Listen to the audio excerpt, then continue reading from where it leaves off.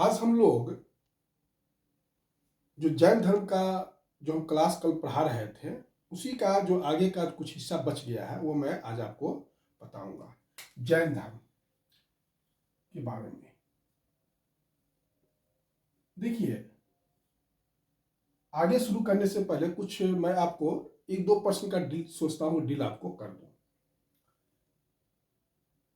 जैन धर्म में जो पार्श्वनाथ थे, इनके अनुयायी को निग्रंथ कहा गया है। इनके जो फॉलोअर्स होते थे उनको निग्रंथ कहा गया है। ठीक, पार्श्वनाथ को पारसनाथ झारखंड में दफनाया गया है। पारसनाथ जो जगह है, इसको समेत शिखर भी कहते हैं। इसको क्या कहते हैं? समेत शिखर भी कहते हैं। तो 24 तीर्थंकर थे, 24 तीर्थंकर थे। उसमें से 20 तीर्थंकर को समेत शिखर में ही, चाहे पारसनाथ में ही, उनको निर्वाण प्राप्त हुआ था। ठीक, उनका अंतिम संस्कार समेत शिखर में ही हुआ था, 24 में से 20 का। इसलिए सब ये काफी इंपॉर्टेंट जैन के लिए तीर्थ स्थान है पारसनाथ। ठीक, उसके बाद मैं एक चीज और आपको बताना चाह रहा था कि महावीर के साथ मखली गोसाल भी कुछ दिन तक रहे थे। मखली गोसाल महावीर से राजगिरी में मिले थे। कहाँ मिले थे? राजगिरी में मिले थे। और दोनों 6 साल तक साथ रहे थे, तपस्या किए थे, चाहे जो भी कह लीजिए। और उसके बाद जो है, इन्होंने मखली गोसाल ने इनका साथ छोड़ दिया और आप कह सकते हैं कि इन्होंने आजीवक संप्रदाय का स्थापना किया। आजीवक संप्रदाय का स्थापना किया। ये कुछ पॉइंट था जो मैं सोच रहा था कि आप लोगों को बता दूं। अब हम लोग जैन धर्म का आगे, आज जो है जैन धर्म नहीं आज पढ़ेंगे, आज हम लोग जैन दर्शन पढ़ेंगे। इससे परीक्षाओं में प्रश्न आते हैं, लेकिन आप लोग बहुत डेप्थ में मत जाइएगा। प्रश्न बहुत ही ऊपर से आते हैं, ज्यादा डेप्थ में से नहीं आते हैं। जैन दर्शन आज हम लोग पढ़ेंगे। देखिए, जैन दर्शन काफी कुछ सांख्य दर्शन से मिलता है। किस दर्शन से मिलता है? सांख्य दर्शन से मिलता है। मैंने कल 3 रत्न का बात किया था, सम्यक ज्ञान, सम्यक दर्शन और सम्यक आचरण। 3 रत्न जो का चर्चा किया था। जैन धर्म का 3 रत्न क्या है? सम्यक ज्ञान, सम्यक दर्शन, सम्यक आचरण। सम्यक आचरण पर इन्होंने काफी बल दिया है और 5 महाव्रत और 5 अनुव्रत दिया है, जो मैं आपको कल चर्चा कर दिया था। अब सम्यक ज्ञान पर इन्होंने दिया है, तो कहा कि सम्यक ज्ञान के लिए 5 तरीके से हम सम्यक ज्ञान प्राप्त कर सकते हैं। तो कैसे कैसे प्राप्त कर सकते हैं? तो मति, पहला है मति, दूसरा है श्रुति, तीसरा है मन पर्याय, चौथा है अवधि और 5वां है कैवल्य।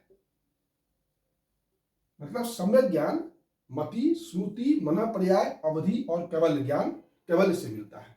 मति क्या है? तो इंद्रिय जनित ज्ञान, जो ज्ञान हमको इंद्रिय से मिलता है।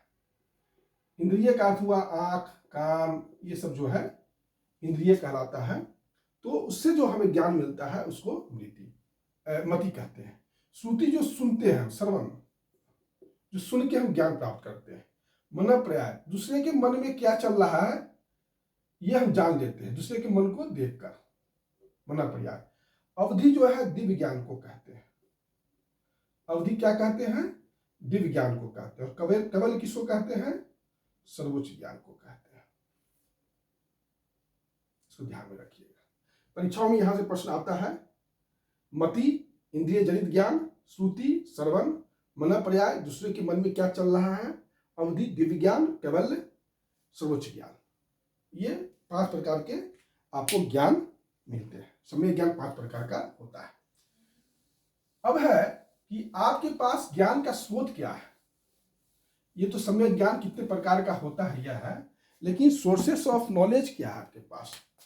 तो जैन धर्म 3 प्रकार का स्रोत का बात चर्चा करता है। प्रत्यक्ष, जो हम देखते हैं अपने इंद्रिय से। अनुमान, जैसे मान लीजिए कहीं धुआं है तो हम समझ सकते हैं कि वहां आग भी होगा। और तीर्थंकर का वचन, तीर्थंकर का वचन, ये जो है ज्ञान जो है आपको 3 प्रकार से मिलता है ना। अब है कि विश्व संबंधित जो इनकी चर्चा है, इन्होंने कहा कि ईश्वर विश्व का रचयिता नहीं है। विश्व जो है शाश्वत है। विश्व क्या है? ये शाश्वत है और यह बहुत से चक्र से गुजरता है। यह बहुत से चक्र से गुजरता है और हर चक्र में 2 अवधि होता है। हर चक्र में क्या होता है? 2 अवधि होता है। हर चक्र में 2 अवधि होता है। एक उत्सर्पणी होता है और एक अवसर्पिणी होता है। देखिए, सब फिलॉसफी का चीज है, आपको ज्यादा डेप्थ में नहीं जाना है। बस जितना पढ़ा रहे हैं उसको ध्यान से सुन लीजिए, 2-3 बार सुन लीजिएगा, परीक्षा में आपका प्रश्न बन जाएगा। उत्सर्पिणी है निर्माण का काल, निर्माण काल, और अवसर्पिणी है विनाश काल। ये आपका विनाश काल का है। ठीक। प्रत्येक चक्र में देखिए, प्रत्येक चक्र में ये दोनों अवधि होता है। ठीक। और हर चक्र में यह समान चीज आपको देखने को मिलता है। मतलब दूसरा चक्र पहले चक्र के समान ही होता है, ये नहीं कि उससे अलग होता है। और प्रत्येक चक्र में आपको 24 तीर्थंकर होंगे। क्या होंगे? 24 तीर्थंकर होंगे। 12 जो है आपको चक्रवर्ती सम्राट होंगे और 63 शलाका पुरुष होंगे। शलाका पुरुष का अर्थ हुआ महान पुरुष। प्रत्येक चक्र में कितना होगा? 24 तीर्थंकर होंगे, 12 चक्रवर्ती सम्राट होंगे और 63 शलाका पुरुष होंगे। ये हर चक्र में होंगे और यही चक्र जो है चलता रहेगा। प्रत्येक चक्र दूसरे चक्र के समान ही होता है, इसमें कुछ नहीं है। देखिए, ये जो विश्व है, ये विश्व जो में जो भी घटना हो रहा है वो जीव और अजीव का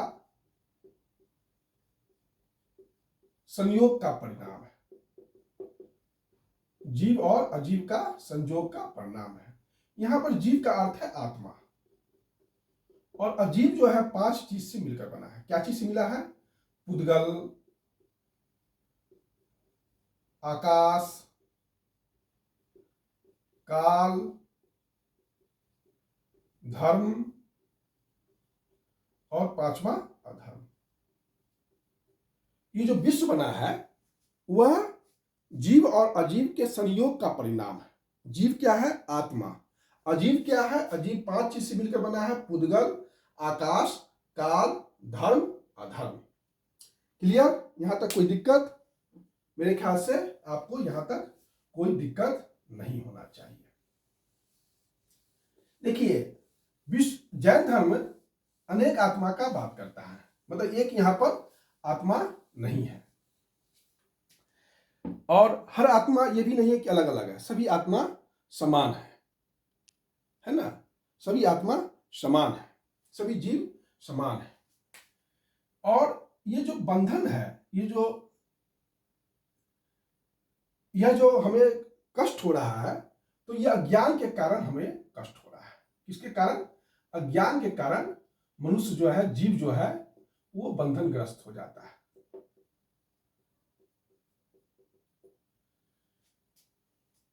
क्योंकि मनुष्य कर्म करेगा तो वह बंधन में फंसेगा ही। कर्म फल, अगर जहां कर्म किया तो उसको निर्वाण नहीं मिलेगा, उसको केवल नहीं मिलेगा। इसलिए यहां पर है कि आपको कर्म करने से उसको बचाना है किसी तरीके से। तो कर्म करने से किसी को कैसे बचाइएगा? तो जब जीव कर्म की ओर जाता है तो उसको क्या कहते हैं, समरा कहते हैं, सॉरी आश्रव कहते हैं। ठीक, जब जीव कर्म की ओर बढ़ता है। ठीक, लेकिन जब जीव और कर्म एक हो जाता है, जब जीव और कर्म एक हो जाएगा तो उसको हम लोग बंधन कहते हैं। तीसरा, जीव अब कर्म का प्रभाव, कर्म जो है अब जीव की ओर बढ़ना बंद कर देता है तो इसको हम लोग निर्जरा कहते हैं। इसको हम लोग क्या कहते हैं, निर्जरा कहते हैं। और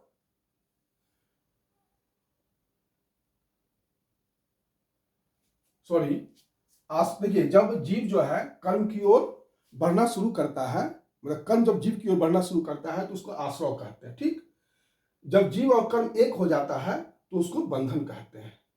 जब जीव कर्म का प्रभाव जीव की ओर रुकने लगता है तो उसको हम लोग समरा कहते हैं।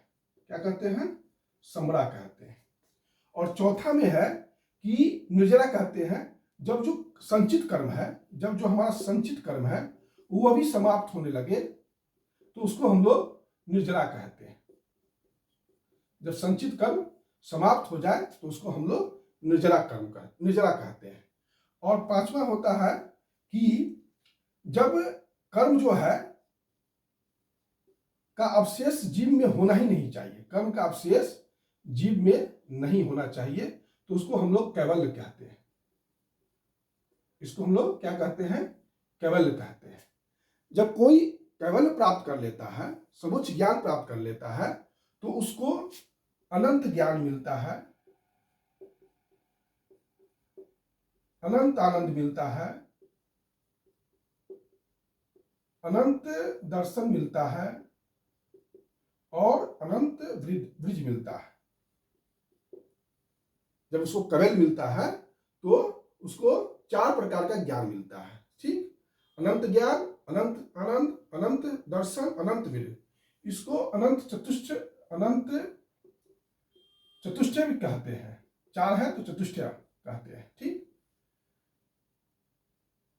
कैवल्य जो है वो सबको नहीं मिलता है, या जैन सन्यासी को ही मिलता है। कैवल्य किसको मिलता है, जैन सन्यासी को ही मिलता है। अगर जैन भिक्षु, सॉरी जैन उपासक जो गृहस्थ धर्म में, जैन सन्यासी को ही कैवल्य मिलता है। जैन गृहस्थ जो है अगर वो चाहते हैं कि हमको कैवल्य मिले तो उनको 11 कोटि से गुजरना पड़ेगा, 11 कोटि से गुजरना पड़ेगा। ठीक, यह हो गया आपका जैन दर्शन। देखिए, इसमें आपको बहुत ज्यादा डेप्थ में नहीं जाना है। जो मैंने बताया है उसको 3-4 बार सुन लीजिए ध्यानपूर्वक, और आपसे पूछ लिया जाएगा कि आश्रव किसको कहते हैं, निर्जरा किसको कहते हैं, कैवल्य किसको कहते हैं। तो आश्रव है जब कर्म जो है जीव कर्म की ओर बढ़ेगा, मतलब जीव चाहता है कि हम कर्म करें तो वो आश्रव हो गया। जब जीव और कर्म एक हो गया तो वो बंधन हो गया। अब जो है जीव का प्रभाव कर्म की ओर रुकने लगेगा तो उसको समरा कहते हैं। और जो हम कर्म कर चुके हैं पहले वो भी जब समाप्त होने लगे संचित कर्म तो उसको निर्जरा कहते हैं। और कर्म का अवशेष कुछ भी नहीं बचा अब हमारे तो उसको कैवल्य कहते हैं। ठीक, और जब कैवल्य मिलता है तो 4 प्रकार का आपको सुख मिलता है। अनंत चतुष्ट कहते हैं, अनंत ज्ञान, अनंत आनंद, अनंत दर्शन, अनंत वीर्य। ये 4 प्रकार का आपको सुख मिलता है। लेकिन यह सिर्फ किनको मिलता है, तो जैन सन्यासी को मिलता है, जैन गृहस्थ को नहीं मिलता है। जैन गृहस्थ अगर चाहेंगे कि हमको कैवल्य मिले तो उसके लिए उनको क्या करना होगा, उनको 11 कोटि से गुजरना होगा। ज्यादा डेप्थ में नहीं जाइए, इसको बस सिंपली आप यहां तक समझिए। दर्शन है, आपको इतिहास के लिए दर्शन पढ़ना है ना। दर्शन के लिए आप इतिहास नहीं पढ़ रहे, दर्शन का इतिहास यहाँ नहीं पढ़ रहा है। हमें परीक्षा पास करना है और बहुत ऊपर से क्वेश्चन आएंगे, है ना। क्वेश्चन बहुत ज्यादा डेप्थ में नहीं आता है। यह हो गया। अब देखिए, जैन धर्म या दर्शन किस किस चीज को मानता है। तो मैंने आपको बताया था कि यह ईश्वर को मानता है लेकिन तीर्थंकर के नीचे, ठीक, आत्मा को मानता है, कर्मफल को मानता है, पुनर्जन्म को मानता है, वर्ण व्यवस्था को मानता है ना। ईश्वर को मानता है लेकिन तीर्थंकर के नीचे आत्मा को मानता है, कर्म फल को मानता है, पुनर्जन्म को मानता है, वर्ण को भी मानता है, वर्ण व्यवस्था को भी मानता है। ये नहीं मानता है तो सिर्फ वेद को नहीं मानता है, वेद को नहीं मानता है, और वेद को नहीं मानने के कारण इसको नास्तिक धर्म भी कहा जाता है। देखिए, जो ईश्वर को मानता है वह ईश्वरवादी धर्म है, जो ईश्वर को नहीं मानता है वह अनिश्वरवादी धर्म है। जो वेद को मानता है वह आस्तिक धर्म है, जो वेद को नहीं मानता है वह नास्तिक धर्म है। यह आपको ध्यान रखना होगा। क्लियर? तो यह एक नास्तिक जैन धर्म है, जैन धर्म। इसमें अहिंसा पर काफी जोर दिया गया है। काया कलेश मतलब शरीर को आप कष्ट दीजिए, इसने काफी इस पर बल दिया है। ये लोग इतने अहिंसक होते थे कि मुंह पे पट्टी बांध कर चलते थे कि जब वो चले तो उनके नाक में एक कीड़ा न प्रवेश कर जाए जिससे वो मर जाए। ये खेती भी करना नहीं पसंद करते थे। खेती इसलिए नहीं करना पसंद करते थे क्योंकि हल चलाएंगे तो कीड़ा मर जाएगा। तो ये इतने अहिंसक थे, ये इतने अहिंसक थे। बहुत से जैन राजा अकारण ही जो है किसी व्यक्ति को मृत्युदंड दे देते थे, हिंसा करते थे, मतलब किसी चीज को हत्या कर दिए तो उसको मृत्युदंड दे देते थे जैन धर्म। तो ये जैन धर्म का प्रभाव, अहिंसा का प्रभाव पड़ने लगा था। ये लोग मूलतः जो है व्यापार धर्म में आ गए। मूलतः किस चीज को करते थे? व्यापार में, क्योंकि व्यापार में हिंसा नहीं के बराबर था। यह है जैन धर्म के बारे में। जैन धर्म में जो काया कलेश जो है काफी करते थे, अपने शरीर को कष्ट देके उपवास रखकर ये लोग मृत्यु को प्राप्त करते थे। उपवास रख के क्या करते थे? मृत्यु को प्राप्त करते थे। इसको संलेखना कहते हैं। इसको क्या कहते हैं? संलेखना भी कहते हैं और कहीं कहीं संथाला भी कहते हैं। संथाला प्रथा है ना। जैसे हम आगे पढ़ाएंगे कि चंद्रगुप्त मौर्य ने संलेखना के द्वारा शरीर को त्याग किया था। तो उसमें यह था कि जब जीवन उनको लगता था कि अब मेरी मौत नजदीक आने वाली है तो वह एकांत में जाके भोजन का त्याग कर देते थे। गर्म धूप में सूर्य की रोशनी में खड़ा हो जाते थे, बरसात में खड़े हो जाते थे। कोई कीड़ा मकोड़ा होता था तो उसको कहते थे काटो मुझे, नाखून नोचते थे, बाल अपना नोचते थे। मतलब वो अपने आप को कष्ट देके मारना चाहते थे। तो इसी को संलेखना कहा गया और इसी को संथाला प्रथा कहा जाता है। लेकिन संथाला और संलेखना पर रोक लगा दिया गया। 2015 में राजस्थान हाई कोर्ट ने, राजस्थान उच्च न्यायालय ने संलेखना या संथाला को आत्महत्या की श्रेणी में माना, आत्महत्या की श्रेणी में माना। और जिस प्रकार सती प्रथा को अपराध की श्रेणी में रखा गया है उसी प्रकार संथाला को भी आत्महत्या की श्रेणी में रखा गया है। और कहा गया है कि यह जो कोई भी संथाला करेगा उस पर आईपीसी, भारतीय आपराधिक कानून का धारा 306 चलेगा। तो राजस्थान हाईकोर्ट ने इस पर प्रतिबंध लगा दिया है। एक चीज और, महात्मा गांधी संलेखना के समर्थक थे आधुनिक भारत में, और विनोबा भावे भी आपके समर्थक थे। विनोबा भावे भी आपके समर्थक थे। यह है संलेखना के बारे में कुछ इंपॉर्टेंट ज्ञान। एक चीज और मैं आपको बता देता हूं, इसको आप सीधे याद कर लीजिएगा। जैन धर्म जो है, जैसे मैंने ज्ञान पढ़ाया था तो ज्ञान पढ़ाते समय उन्होंने ज्ञान की सापेक्षता का सिद्धांत दिया। क्या दिया? ज्ञान की सापेक्षता का सिद्धांत दिया।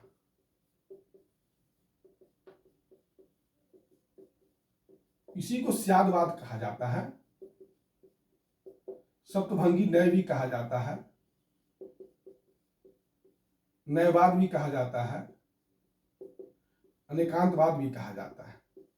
बस आप लोग इसको याद ऐसे ही कर लीजिए, स्यादवाद, सप्तभंगी न्याय, न्यायवाद, अनेकांतवाद। क्योंकि फिलॉसफी में जब सब्जेक्ट में आपको इस पर डेप्थ में पढ़ाया जाता है, यहां आपसे सिंपल सा पूछेगा कि अनेकांतवाद किस धर्म का देन है, चाहे दर्शन है, तो आप वहां पर जैन धर्म का। न्यायवाद तो जो है तो वो जैन दर्शन का है। सप्तभंगी न्याय मतलब आपका 7 प्रकार का ज्ञान होता है नहीं है, इतना डेप्थ में नहीं जाना। स्यादवाद, शायद, शायद है ना, शायद, मतलब आप किसी भी ज्ञान में आप कंफर्म नहीं कर सकते हैं कि वो निश्चित रूप से वह है। तो ये सब फिलॉसफी का चीज है, आप ज्यादा डेप्थ में मत जाइए, बस इतना ही पॉइंट याद रखिएगा कि शायदवाद, सतभंगी नय, नयवाद, अनेकांतवाद, ये सभी जो है जैन दर्शन का दिया हुआ कोर सिद्धांत है, मुख्य सिद्धांत है। इतना ही आप लोग ध्यान दीजिएगा, बाकी आपकी परीक्षा के लिए और ज़्यादा कोई जरूरी नहीं है। बाकी ऑप्शनल फिलॉसफी में बहुत डेप्थ में लोग पढ़ते हैं इसको, और हम ऑप्शनल फिलॉसफी नहीं पढ़ाने आए हैं, आपको प्रारंभिक परीक्षा का हम तैयारी कराने आए हैं। धन्यवाद।